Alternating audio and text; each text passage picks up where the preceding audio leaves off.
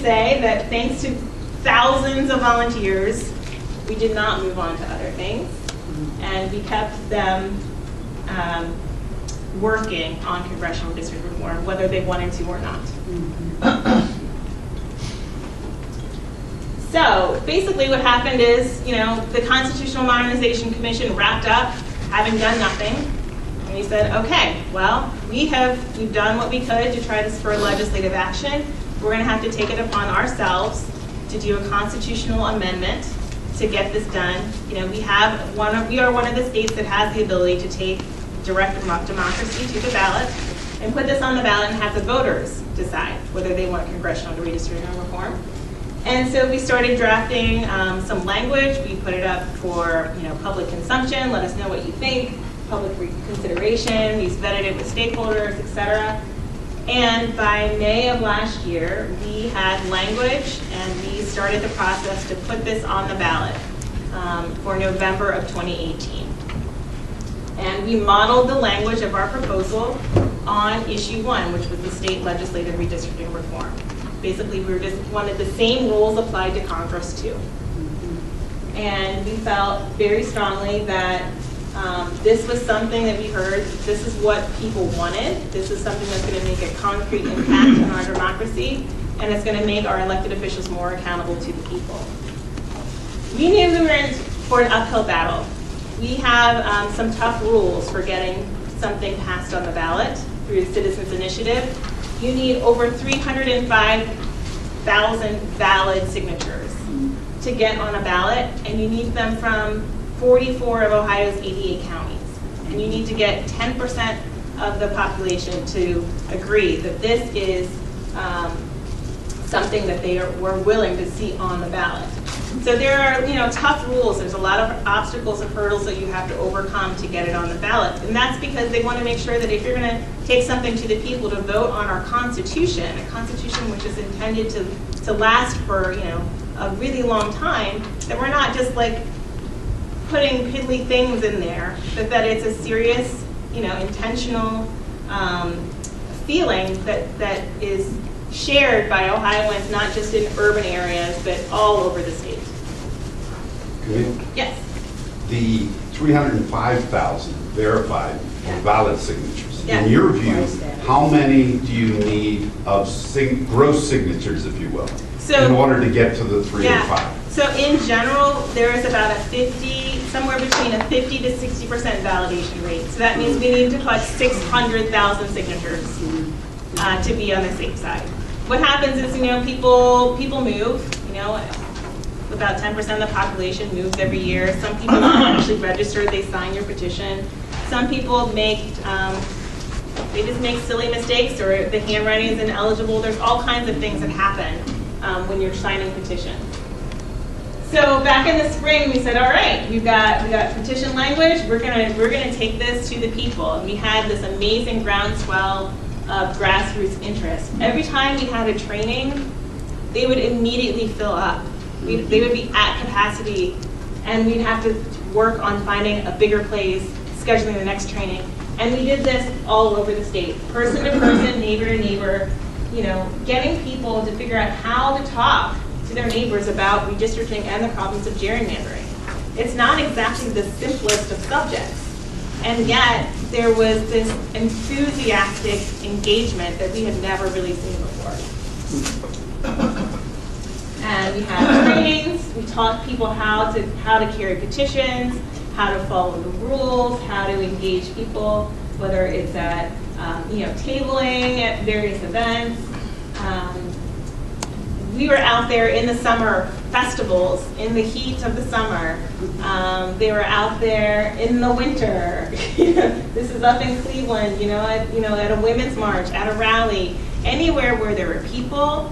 We had fair districts representatives there, pounding the pavement. The petitions themselves would come into our office. I'm in the same office with Common Cause. This is Petition Central in Columbus. All the petitions have to get back to us. We have to look at them, review them.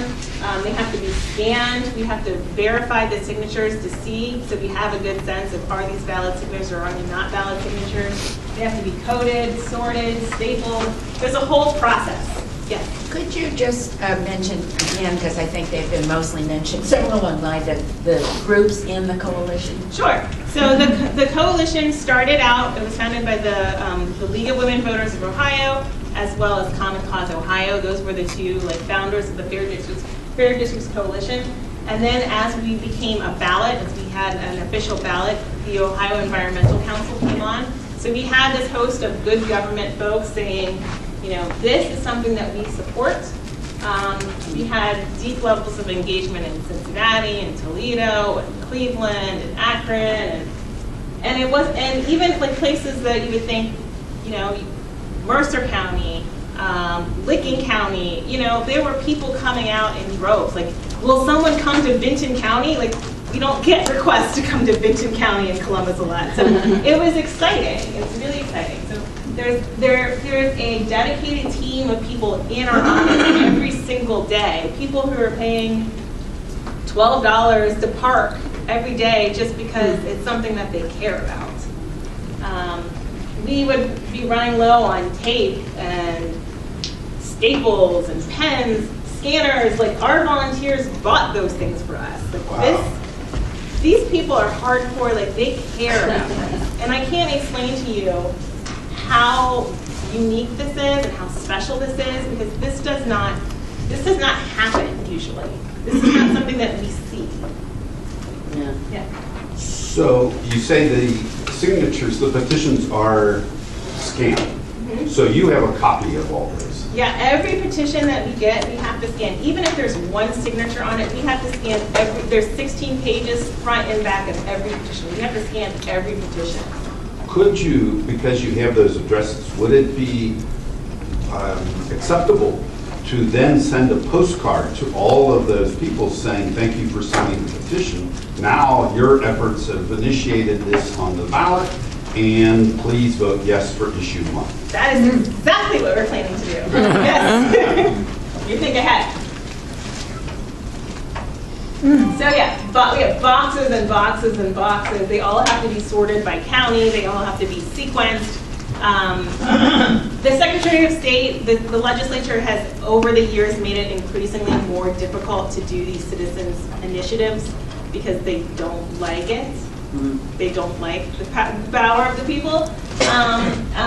But we have such an amazing groundswell of support from our volunteers that we were able to do this. There are very few of us who are paid on staff to help support this effort. And even those of us who are working on it as staff, it's not the only thing we have to do. There are other buckets of work that we have. And so we would not be able to have done this work and get where we are today without the volunteers doing the hard work every day. So we had about, I'd say a little over 200,000. Those are valid signatures. So I don't even know. I mean, it's probably 400,000 signatures that have come through the door. And what was happening is, once we had these signatures and we were, holding press conferences and they were seeing our numbers, the legislature said, oh, okay, so looks like they've got something going here. I guess we didn't quite anticipate it was going to be this strong. Let's beat them to the punch. By law, they're allowed to put on a proposal in May. And citizens initiatives have to put their proposals on in November because they need to have a general election to approve or disapprove a citizens initiative. So they thought, we'll just come up with our own proposal. That way we can have a say over what's in it. And we'll put it on before they can put theirs on. They were also afraid that there's going to be a big Democratic turnout in November, and they did not want to see this on the ballot. So they decided, okay, we will have a bipartisan redistricting working group. It's consisted of 4 members. Representative Schuring, who's a Republican, Representative Sykes, who's a Democrat, Senator Huffman, in this picture, Republican, and Representative Sarah, who's not featured in here, but those are the 4 members of the working group. And they were supposed to come up with a proposal. They were supposed to they had 2 public hearings and then come up with a proposal that they could take back to the legislature to vote. The deadline to vote on this was February 7th. So we had meetings, and again, we had an amazing group of citizens who came in with their t-shirts and their signs and their posters, and they gave them an earful of how difficult it is to have a congressperson who lives 2 hours from them, or how it didn't feel right to them to have someone who's represented who doesn't know their community or really care about their community. And so they had hearings, and they sat and listened and they nodded.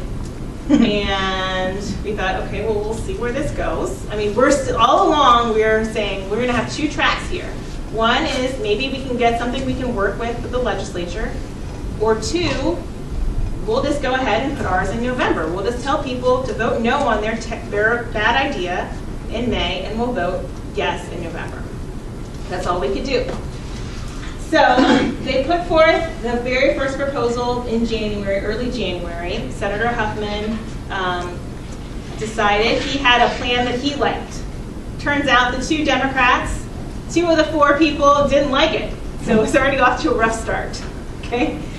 So he has this big unveiling of his master plan, and that they listened to the people, and the plan was awful.